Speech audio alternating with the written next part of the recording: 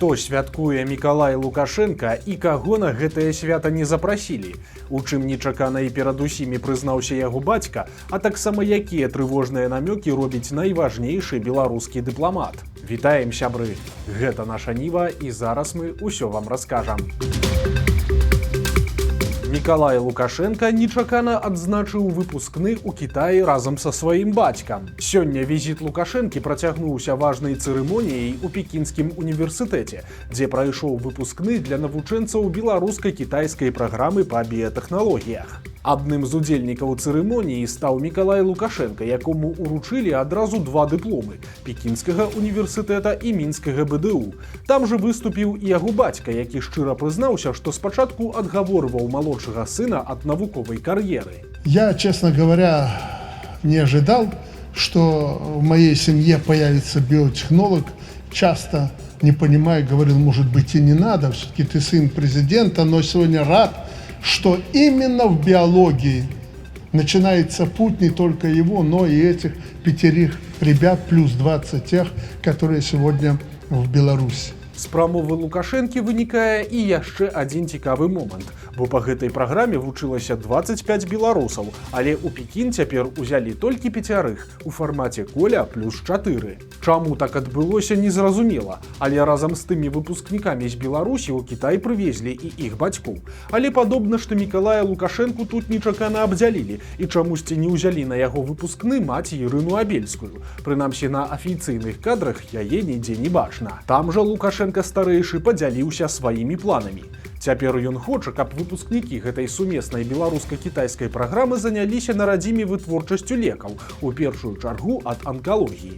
Таму падобна, што менавіта гэтым і будзе неўзабаве займацца малодшы сын Лукашэнкі. І тут цікава, што пасля апошніх зменаў у беларускім заканадаўстве Мікалай цяпер будзе абавязаны пайсці служыць у армію, бо нават калі ён паступіць у магістратуру, то гэта ўжо не лічыцца нагодай для адтэрміноўкі, як то было калісьці раней. Усім у прынцыпе зразумела, якой будзе тая служба, але сам факт цікавы. Таксама цікава, у якія войскі адправіць Мікалая, бо па сямейнай традыцыі яму нібыта трэба ісці ў памежнікі, бо і сам Лукашенка пры любой нагодзе згадвае, што ён пагранічнік, ды і яго сыны Віктар і Дмітрый у свой час таксама служылі ў гэтым родзе войскаў. Але ж цяпер для самага любімага сына Лукашэнкі гэта выглядае небяспечным варыянтам, бо на мяжу з Украінай яго, вядома ж, не адправіш, а на мяжы з Еўропай, калі верыць Лукашэнку старэйшаму і яго прапагандзе, цяпер таксама небяспечна.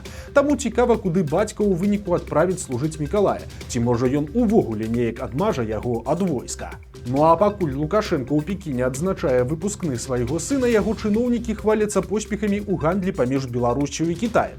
Але тут ёсць важны нюанс. Мінск прадае ў 3,5 разы менш тавараў, чым купляе ў Пекіна.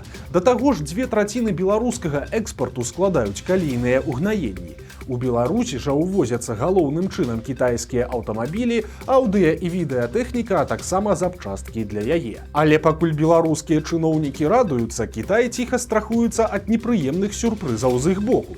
Усё ж восеньская сварка Лукашэнкі з палякамі, якая скончылася закрыццём межаў, дала зразумець Пекіну, што ад Мінска можна чакаць чаго заўгодна. І дастаўка кітайскіх тавараў у Еўрасаюз, якая цяпер ідзе галоўным чынам якраз праз Беларусь, можа ізноў апынуцца пад пагрозай праз дзеянні Лукашэнкі ці яго крамлёўскага сябра. Таму, нягледзячы на ўсе публічныя заявы пра, цытата, «всепагоднае сяброўства з Беларусю», Кітай распрацаваў план Б. Цяпер ён укладае сотні мільёнаў даляраў у новы гандлёвы шлях у Еўропу ў абыход Беларусі, і апошнім часам Пекін нарошчвае свае інвестыцыі ў гэты праект. Чакаецца, што новы шлях звяжа Кітай з Еўропай праз Казахстан, Каспійскае мора, Азербайджан, Грузію ды Турцыю у абыход Расіі і Беларусі.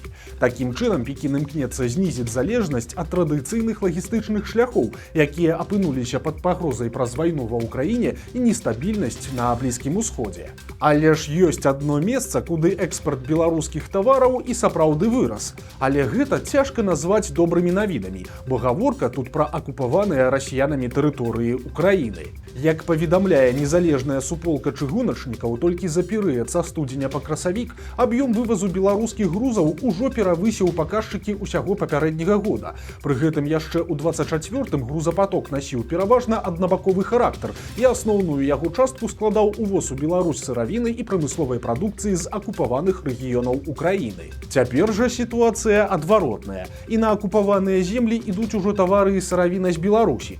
Так што уцягнуць сябе ў вайну Лукашенка не дае, але ж максімальна стараецца на ёй зарабіць. Трывожныя намёкі прагучалі ад важнага паплечніка Лукашэнкі. Беларускія дыпламаты склікалі экстраннае пасяджэнне Рады бяспекі ў Арганізацыі Аб'яднаных Нацый.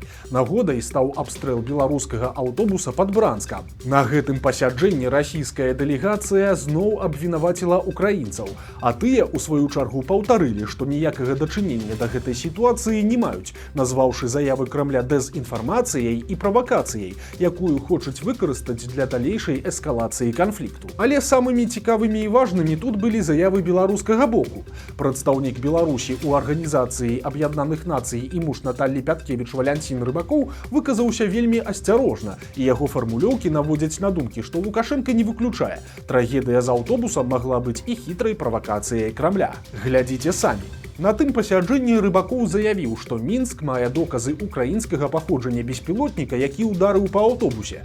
Але пра тое, што за ударам стаіць непасрэдна Кіеў, беларускі прадстаўнік так і не сказаў. Да таго ж Рыбакоў падкрэсліў, цытата: «Гэтая атака была накіравана на стварэнне падставы сутыкнуць Беларусь і Украіну і ўцягнуць нашу краіну ў вайну». Канец цытаты. Ну а ў фінале сваёй прамовы Рыбакоў нагадаў, што Беларусь у вайне не ўдзельнічае і ўдзельнічаць не збіраецца.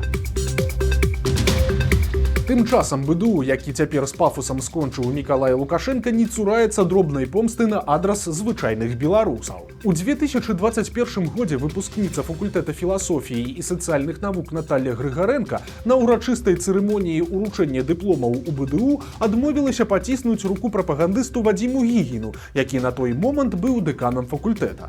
На цырымонію яна прыйшла ў вышыванцы. Дзяўчына, якую ў 2020 годзе затрымлівалі на адным з жаночых маршаў, зрабіла гэты жэст прынцыпова. З тых часоў прайшло 5 гадоў, і Наталля перабралася ў Злучаныя Штаты. Цяпер ёй спатрэбілася пацвярджэнне дыплома ад універсітэта, але паводле яе у БДУ рабіць гэтае пацвярджэнне катэгарычна адмовіліся. Наталля сцвярджае, што нават звязалася са сваімі былымі выкладчыкамі, каб хоць нехта ёй дапамог, але ўсё было безвынікова. З'явіўся нядобры прагноз, да якога ў нашай краіне ніхто не гатовы. У Беларусі паўстаў новы тэмпературны рэкорд. Усё ў тым жа Пінску ўпершыню за ўсе часы зафіксавалі больш чым плюс 40 градусаў па Цельсію. Яшчэ нядаўна гэты псіхалагічны бар'ер лічыўся для нашага клімату недасяжным. Цяпер жа ён не проста перакрочаны, а падобна, што чым далей, тым больш гэтая лічба будзе расці. Бо апошнім часам клімат памяняўся так, што падручнікі геаграфіі, па якіх вучыліся пакаленні беларусаў, цяпер ужо больш не актуальныя. Традыцыйна тэрыторыя Беларусі дзялілася на 3 агракліматычныя вобласці: паўночную, цэнтральную ды паўднёвую. Аднак цяпер усё змянілася. Як сведчаць апошнія даследаванні айчынных кліматолагаў, першая і самая халодная агракліматычная вобласць на поўначы Беларусі фактычна знікла. Затое на поўдні, пераважна на тэрыторыі Брэскай і Гомельскай абласцей, сфармавалася цалкам новая, 4-я агракліматычная вобласць, якой раней у даведніках проста не існавала. Яе асаблівасць у тым, што гэта фактычна стэпавы клімат, то бок працяглыя перыяды засухі змяняюцца кароткімі, але інтэнсіўнымі залевамі, калі за некалькі гадзін на зямлю можа абрынуцца месячная норма вады.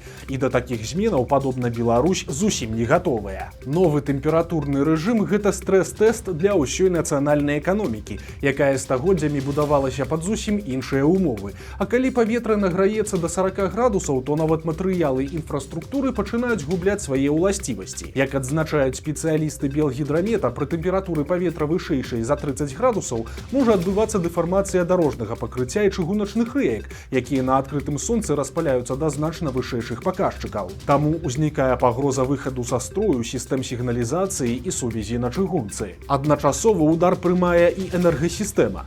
Масавае выкарыстанне кандыцыянераў і вентылятараў рэзка павялічвае нагрузку на электрасеткі, што ў комплексе са спёкай здольна прывесці да аварый на трансфарматарных падстанцыях. Не менш драматычныя працэсы адбываюцца ў сельскай і лясной гаспадарках. Падзенне ўзроўню грунтавых вод, выкліканае засухамі, крытычна паслабляе лясныя масівы. Менавіта кліматычны стрэс зрабіў нашы лясы, асабліва на поўдні краіны, безабароннымі перад нашэсцем караеда, які за апошнія гады знішчыў велізарныя плошчы хвойнікаў. Што тычыцца сельскай гаспадаркі, то яе таксама чакае кардынальная перабудова. Традыцыйныя для Беларусі вільгацелюбівыя культуры, такія як лён ці бульба, аказваюцца ў зоне максімальнай рызыкі, і будучыня запатрабуе як пераходу на засухаўстойлівыя гатункі бульбы, так і пашырэння пасеваў кукурузы, а ў паўднёвых рэгіёнах магчыма і прамысловага вырошчвання бахчавых культур і стварэння сістэм штучнага арашэння, як у краінах міжземнамор'я. Прычым прагнозы сыходзяцца ў тым, што беларускі клімат не вернецца да стану умеранай, вільготнай і прахалоднай стабільнасці другой паловы 20-га стагоддзя. І галоўнае пытанне цяпер гэта наколькі хутка нашае гарадское планаванне, энергасістэма, транспартныя стандарты і сельская гаспадарка здолеюць адаптавацца да рэчаіснасці, у якой трапічныя ночы і шматтыднёвыя засухі становяцца нормай. Ну і фактычна ў працяг папярэдняй тэмы. Учора ў некаторых беларускіх рэгіёнах шалёная спёка раптам змянілася такім жа шалёным ветрам і моцнымі залевамі. Дажджы прайшлі па Гомельшчыне і Магілёўшчыне, прычым сям-там бушавалі сапраўдныя буры, якія ламалі дрэвы і зрывалі дахі з будынкаў. У Бабруйску пацярпелі 9 аўтамабіляў, а ў Будакашалёўскім раёне нават абрынуўся цялятнік. На шчасце, ад такіх выбрыкаў надвор'я людзей не пацярпелі. Апошнім часам расійскіх турыстаў у Беларусі так шмат, як, напэўна, не было ніколі раней. Гэтым вырашылі скарыстацца і беларускія банкі, якія цяпер адзін за адным уводзяць новыя зборы і пачынаюць браць камісію за залічэнне на рахунак наяўных расійскіх рублёў. Яе памер вагаецца ў залежнасці ад канкрэтнага банка, але звычайна такая камісія складае 5% ад сумы. Прычым некаторыя банкі ўвялі такі збор толькі для нерэзідэнтаў Беларусі.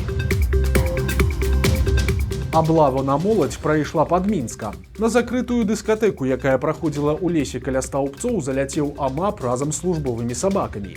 Што стала прычынай іх візіту, незразумела, але ў выніку частку ўдзельнікаў затрымалі і склалі на іх адміністрацыйныя пратаколы. У выніку замест адпачынку людзі трапілі пад суд і атрымалі ад 10 і да 15 сутак арышту. Услед за Сергеем Ціхановскім у Злучаныя Штаты сабралася і Марыя Калеснікава. Яна стала стыпендыянткай амерыканскай праграмы Кісінджера ў інстытуце Маккейна ў Арызоне. Гэтая праграма прызначаная для падтрымкі вядучых дзеячаў у сферы знешняй палітыкі і нацыянальнай бяспекі. На працягу года Калеснікава будзе працаваць у Берліне і Вашынгтоне над пытаннямі, звязанымі з Беларуссю, а таксама трансатлантычнай палітыкай. У сваім каментарыі Марыя ў чарговы раз падкрэсліла, што Злучаныя Штаты і Еўропа павінны каардынаваць ціск і ўзаемадзеянне, каб абараніць Беларусь і беларусаў ад аўтакратычнага ўплыву сённяшняй Расіі. Вярнуўся ў Беларусь памяняць пашпарт і надоўга сеў у турму. Аркадзь Кайчурэнка прыехаў на радзіму, бо ў яго дакумента скончываўся тэрмін дзеяння. У выніку мужчыну затрымалі і выставілі яму цэлы букет вельмі сур'ёзных крымінальных абвінавачанняў. Распальванне варожасці, абраза прадстаўніка ўлады, а таксама абраза асабіста Лукашэнкі. У выніку замест новага пашпарту Кайчурэнка атрымаў працяглы тэрмін у калоніі. Яго асудзілі на 5 гадоў пазбаўлення волі, а машыну, на якой беларус вярнуўся дадому, канфіскавалі, і цяпер яе прадаюць праз аўкцыён. Вось такія навіны аўторка. Падпісвайцеся на канал, стаўце лайкі альбо дызлайкі і выказвайце заўвагі ў каментарах. І, канешне, чытайце нашу Ніву, глядзіце нашу Ніву і любіце Беларусь. Да сустрэчы заўтра.